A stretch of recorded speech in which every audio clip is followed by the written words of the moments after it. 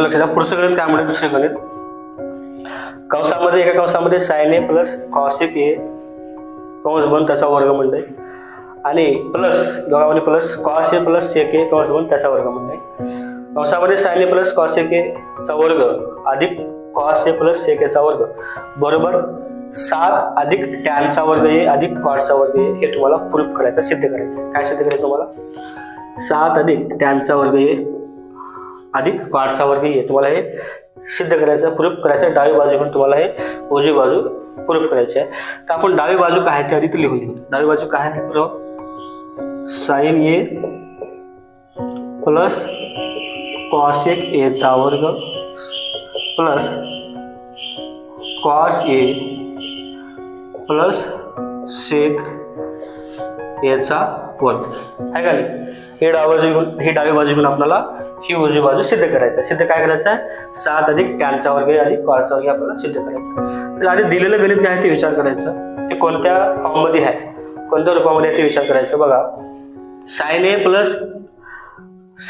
Plus cosec A चा वर्ग म्हणतो हे कोणत्या फॉर्ममध्ये आहे ए प्लस बी चा वर्ग बरोबर ए चा वर्ग अधिक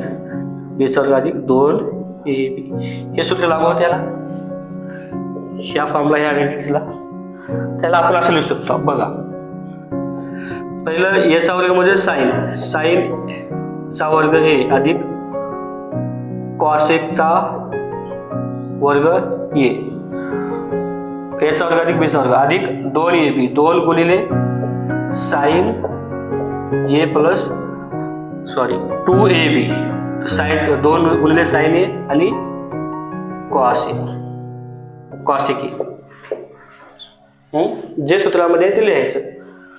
साइन ए प्लस कॉसेक चा वर्ग ह्याला काय लागू होते आयडेंटिटी सी आयडेंटिटी लागू होते त्याला ए प्लस बी चा वर्ग बरोबर ए चा वर्ग अधिक बी चा वर्ग अधिक 2 ए बी साइन चा वर्ग अधिक कॉसेक चा वर्ग अधिक 2 A B 2 sine A into cosec A दोघांमध्ये प्लस आहे प्लस आता ह्याला पण तेच लागू होते ते सूत्र लागू होते कॉस चा वर्ग ए प्लस सेक चा वर्ग ए म्हणा माझ्या सांगा मला कॉसचा वर्ग ए प्लस सेकचा वर्ग ए plus 2 cos A into sec A correct आहे तर आता काय करायचं जे स्क्वेअर वाले ते सगळे एका जागी लिहून घ्यायचं जे स्क्वेअर वाले ते सगळे एका जागी लिहून घ्यायचं sine square A plus cos square A आहे का नाही प्लस सेक स्क्वेअर कुठं आहे sec square A plus cosec square A sec square A plus cosec square A नंतर उरलेले लिहायचं उरलेलं काय उरलं नंतर काय उरलंय plus 2 sine A into 2 sine A into cosec ए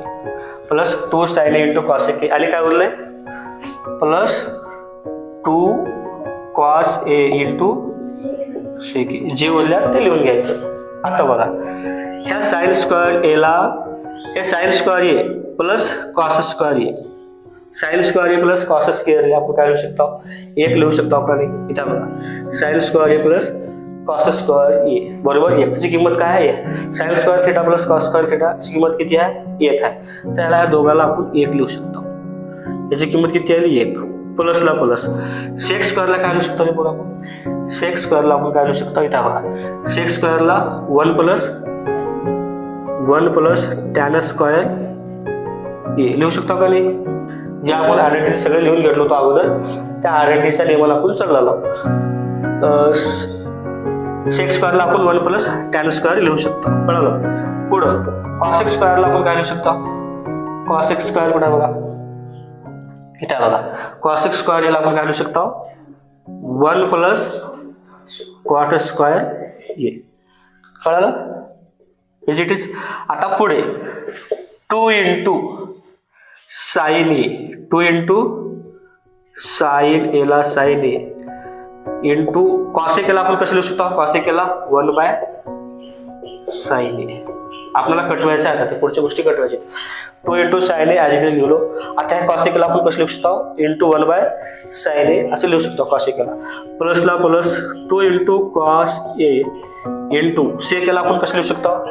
सेकला आपण 1 बाय कॉस ए असं लिहू शकतो, हे का नाही, कळलं. मग आता गेट कॅन्सल करायचं. साइन ए दोन्ही कॅन्सल, हे कॉस ए गेट कॅन्सल, दोन्ही सेम होते, सिमिलर होते, कॅन्सल झाले. आता काय काय उरलं ते लिहायचं, हे एक आणि एक झाले 2 अधिक सगळं लिहू तसं लिहिली. हे एक आणि हे एक झाले 2, 2 आणि 3, 3 अधिक टॅनचा वर्ग हे अधिक कॉटचा वर्ग हे, हो का. हे एक 3 झाले, 1 प्लस 1 3 झाले. टॅनचा वर्ग हे अधिक कॉटचा वर्ग हे, जसं तसं. पुढे काय उरलंय, 2 गुणिले 1 2, दोघांमध्ये चिन्ह काय अधिक, 2 गुणिले 1 2, काय काय. आता हे 3 आणि हे 2 किती झाले 7, हे 3 आणि हे 4 किती झाले 7, हे 3 आणि हे 2 5, 5 आणि 2 7. बघा 7 अधिक, दोघांमध्ये अधिकचं चिन्ह अधिक, 7 अधिक टॅनचा वर्ग ए प्लस कॉटचा वर्ग ए, हेन्स प्रूव्ड झालं. Hence proved. असं तुम्हाला दिलेले जे समानता आहे त्रिकोणमितीची तुम्हाला असं सिद्ध करावं लागतं. लिहून घ्या. 7 अधिक टॅनचा वर्ग ए अधिक कॉटचा वर्ग आपल्याला सिद्ध करायला सांगितलं होतं, आपण अशा पद्धतीने सिद्ध केलं.